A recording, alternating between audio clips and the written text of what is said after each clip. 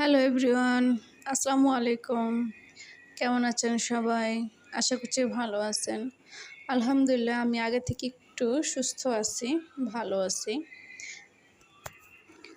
কথা বলতে একটু কষ্ট হয়, তারপরও আপনাদের সাথে একটু কথা না বলে ভালো লাগে না। সেজন্য চলে আসলাম নতুন একটি ভিডিও নিয়ে, নতুন একটি রেসিপি নিয়ে। আজকে আমি মাছের মাথা দিয়ে কলমি শাক দিয়ে রান্না করব।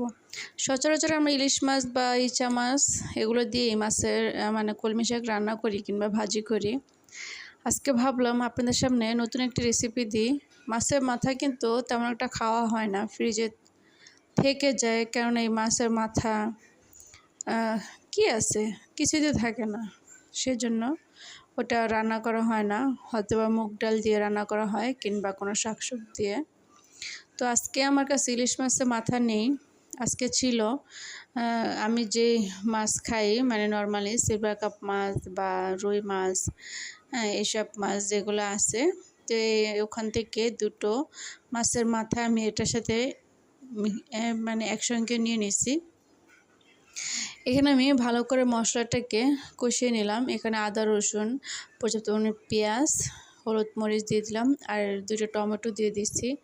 কেন শাক দিয়ে রান্না করলে মশলাটা একটু বেশি প্রয়োজন হয়, সেজন্য একটু মশলাটা একটু বেশি দিচ্ছি।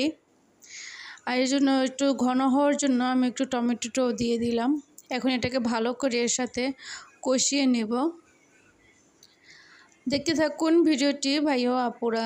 যদি কোথাও দেখতে দেখতে ভালো লেগে যায়, প্লিজ আমার চ্যানেলটি সাবস্ক্রাইব করে দিবেন। যারা যারা সাবস্ক্রাইব করছেন তাদেরকে অসংখ্য অসংখ্য ধন্যবাদ। আর ভিডিওটি দেখার শুরুতে একটি লাইক দিয়ে দিবেন কিংবা শেষে একটি লাইক দিয়ে দিন। কমেন্টসে অবশ্যই জানাবেন কে কে দেখতেছেন, কোথা থেকে দেখতেছেন। আর ভিডিওটি ভালো লাগলে অবশ্যই কমেন্টসে জানাবেন। ভালো লাগা বা মন্দ লাগা দোনোটাই জানাতে পারেন। তো আমার কথা যদি বুঝতে কষ্ট হয়, প্লিজ ক্ষমার দৃষ্টিতে দেখবেন, কেননা স্পষ্ট করে কথা বলতে একটু কষ্ট হচ্ছে, খালি ঠান্ডা গলা আটকে আসতেছে।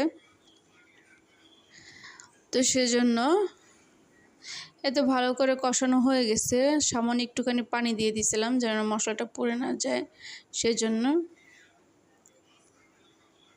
এমনিতেই শাক থেকে অনেক পানি উঠে, অনেক পানি উঠবে, সেই জন্য আমি আর পানি দিইনি। আর ওই পানি দিয়ে কিন্তু ভালোভাবে এটা সিদ্ধ হয়ে যাবে।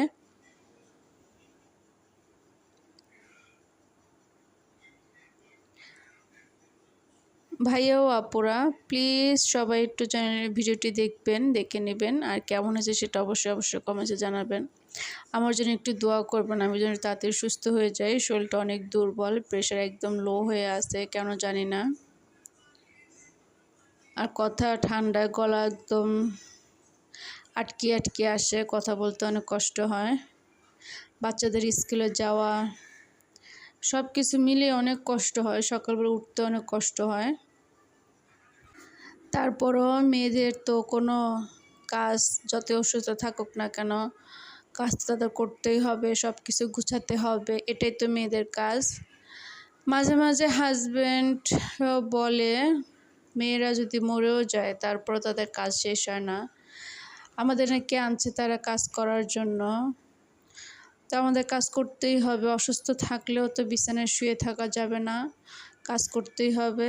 তো কিছু করার নাই, আমাদের এভাবে সারাদিন কাজ করে সংসার, স্বামী, সন্তান এদেরকে ভালো রাখা, এটাই প্রচেষ্টা সারাদিন, এটাই কাজ আর কি। তো ফুল ভিডিওটি দেখাতে পারলাম না, দুঃখিত। কেননা শাক দিতে দিতে আমার এক বোনের মেয়ে ওর সিঁড়ি থেকে একটু পড়ে গিয়ে অনেক ব্যথা পাইছে, তো সেখানে দৌড়িয়ে চলে গেলাম। এদিকে রান্না হয়ে গেছে, ওর এই কোট সামলাতে এদিকে রান্না দেখি হয়ে গেছে। তবে বলতেছি খেতে কিন্তু অসম্ভব মজার হয়েছিল, আপনারা বাসায় ট্রাই করবেন। জাস্ট শাক দিয়ে ওভাবে পানি বের হয়েছে, পানিটা একটু শুকিয়ে নিছি, এই তো আর কি। তো ভিডিওটি কেমন হয়েছে সেটা অবশ্যই কমেন্টসে জানাবেন। আর আমার ভিডিওটি ভালো লাগলে প্লিজ লাইক কমেন্টস দিয়ে সাবস্ক্রাইব করে রাখবেন। তো ভিডিওটি এ পর্যন্তই, আজকের মতন এখানে বিদায় নেব। সবাই ভালো থাকবেন, সুস্থ থাকবেন, আল্লাহ হাফেজ।